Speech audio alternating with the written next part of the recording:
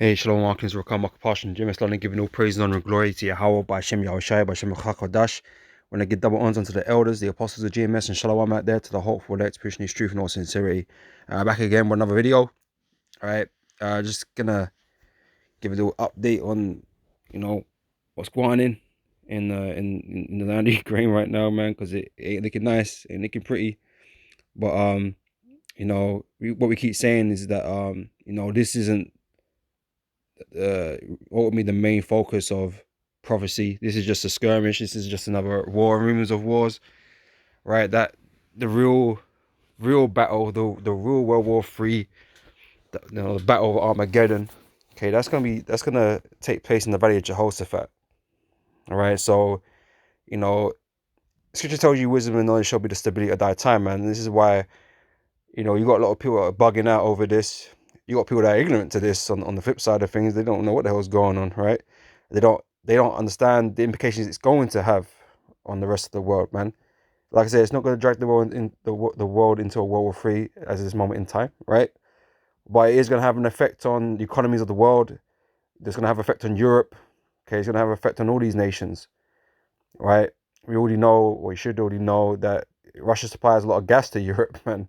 A lot of gas, especially to Germany, right? That's why Germany don't really want to get involved. I think they put sanctions on them, but they ain't looking to bring no troops or nothing like that. And to be fair, the rest of the European bloc ain't really looking they're not interested really in bringing troops into Ukraine to help them. The US has promised them. Well, I don't know about promise, but they said they were going to send troops there. I don't think they sent no troops there yet, and if they do, whatever in it, but they don't really want to get involved in this, man, because Ukraine is not actually a part of their bloc. It's not part of NATO, and there's a reason why they never made them a part of NATO, right?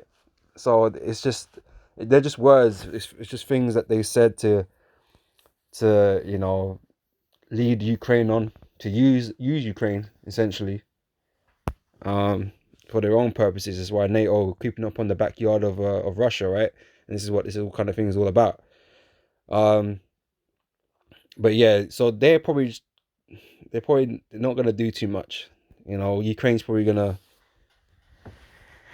you know surrender at some point, do something like that, and NATO, EU are gonna probably take a little L on this, because you don't fight every battle, and you don't expect to win every battle. So sometimes you give up ground, and this might be just one of those times where they may just do that. But it's gonna set up the future conflict between Russia and NATO and the US and all that kind of stuff. So it's all a stepping stone, right? But the main conflict is going to be done in the Valley of Jehoshaphat. Okay, that's where that World War III is going to be at, man. It ain't going to be in Ukraine. All right. So like I see, you see some of the news here. So we keep an eye on it, because you never know what's going to materialize out of it. But at the same time, we know this isn't a major fulfillment in scriptures and prophecy. All right, but it's interesting nonetheless. So yeah, that's what's going on over there at the moment. But anyway, so yeah, I just want to get into some scriptures, going into the whole World War III scenario, right? The third world coming quickly, right? But the third world, like I said, is gonna take place in the Valley of Jehoshaphat, because it's the Lord orchestrating this war, right? And it's the Lord gathering the armies together. The Lord ain't gonna gather no armies into Ukraine, right? Like I said, US may send some troops there, they may or may not, whatever. Maybe Europe might send a couple of troops in there, but it's not a proper. They ain't. If they lose Ukraine, they ain't gonna be too upset about it. In a sense, it's not like they attacked France or something. You know what I mean? It ain't that level. But anyway, this is from Joel chapter 3. I'll start from verse 2. It says, "I will also gather all nations," right? So that's a world war, right? All nations, right? All nations, right? It says, and bring them down into the Valley of Jehoshaphat. That's where the Lord is going to accumulate them. The Lord is going to accumulate the armies of the world in the Valley of Jehoshaphat, okay, in the Middle East, right? and will plead with them there for my people and for my heritage Israel, whom they scattered among the nations and parted my land. I'm going to jump down to verse 9, right? It says, proclaim ye this among the Gentiles, to the other nations, right? Prepare war.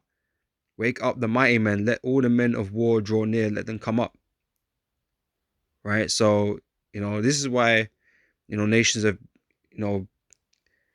been bolstering their armories and, their military power, okay? Because the Lord is requiring it of them, right?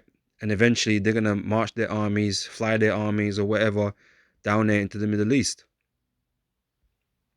right? For this day, okay? For this war. It says, beat your plowshares into swords and your pruning hooks into spears. Let the weak say, I am strong. Assemble yourselves and come, all ye heathen, and gather yourselves together round about, till cause thy mighty ones to come down, O Lord. Let the heathen be wakened and come up to the valley of Jehoshaphat, for there, in the valley of Jehoshaphat, will I sit to judge all the heathen round about. All right, so like I said, this is just nothing but another skirmish. It's not a major,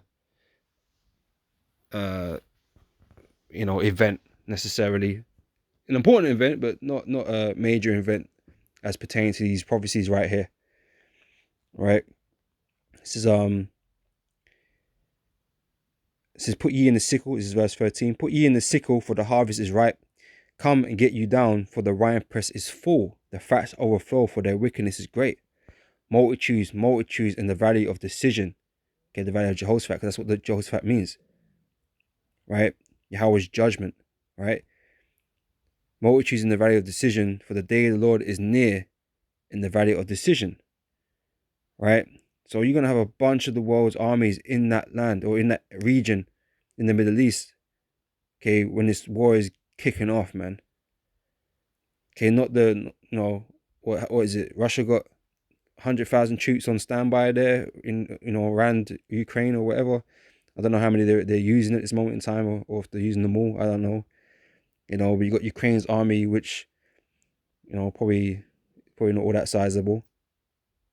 Whatever. But no, the Lord's gonna have multitudes, innumerable men in the land or in that valley of Jehoshaphat region, right, to fight one another from all these different nations. All right, that's where it's gonna be. That's where it's gonna go down. Okay.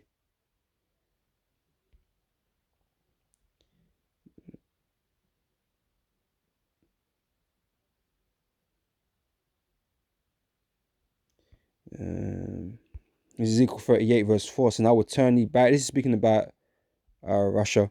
Okay, Gog and Magog, right? It says, I will turn thee back and put hooks into thy jaws. Right. So all this that's happening is always making that Russia that monster again. That the big bad bear. Right. They've becoming a formidable enemy. Well, in the eyes of the West, right? So that those relationships are gonna return, them icy cold relationships where they deem Russia as an enemy, like properly. So this is just validating it for them that these Russians need to be taken care of. And like I said, they probably sacrifice Ukraine. Like I said, they might send some troops there just to sacrifice them and whatever. But when it comes to the Middle East region, with concerns with Israel and Iran, Syria, and these types of places here, they're not gonna withhold their armies. Okay, America is gonna jump in to protect Israel, and NATO is gonna come in and protect Israel, and Russia's gonna come and jump in, protect Iran, and China gonna back Russia, and Syria gonna join. It's all here. It's all written here, right? So that is where that is gonna take place. Right? All this is just setting up that frosty relationship, man. That's gonna lead to this moment, right? So I will turn thee back and put hooks into thy jaws, and I will bring thee forth, and all thine army, horses and horsemen, all of them clothed with all sorts of armor, even a great company with bucklers and shields, all of them handling swords, right? And you read the list of nations that are with Gog and Magog or with Russia. The first one is Persia, okay, which is the nation of Iran, and we know the ties that Iran and Russia have already. All right, we yet to see how these other ones, they turn out with it, right? But we know for sure that Persia, Iran is a known ally with Russia. All right. So that's what's happening. That's what's going on, right?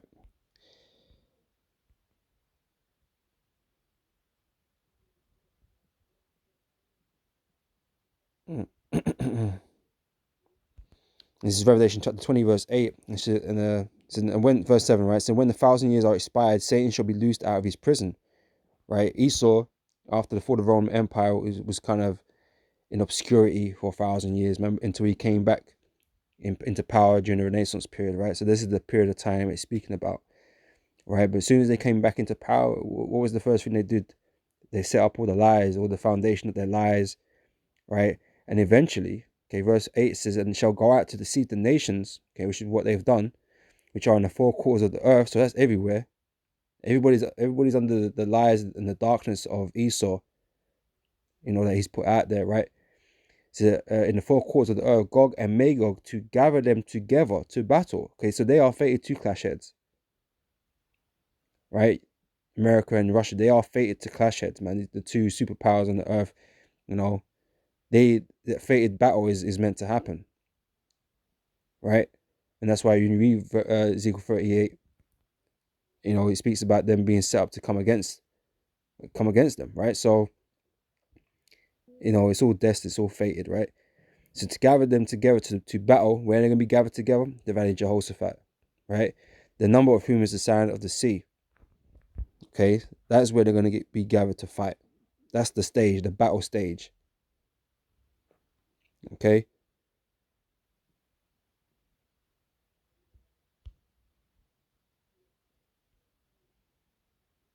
This is Revelation 16, verse 14. So they are the spirits of devils. It says working miracles. Okay, devils means deceiver, right? They're the spirits of deceivers, right? Working miracles, which go forth unto the kings of the earth and of the whole world to gather them to battle of that great day of our God Almighty. God Almighty. Okay, it's again the valley of Jehoshaphat, right? So behold, I come as a thief.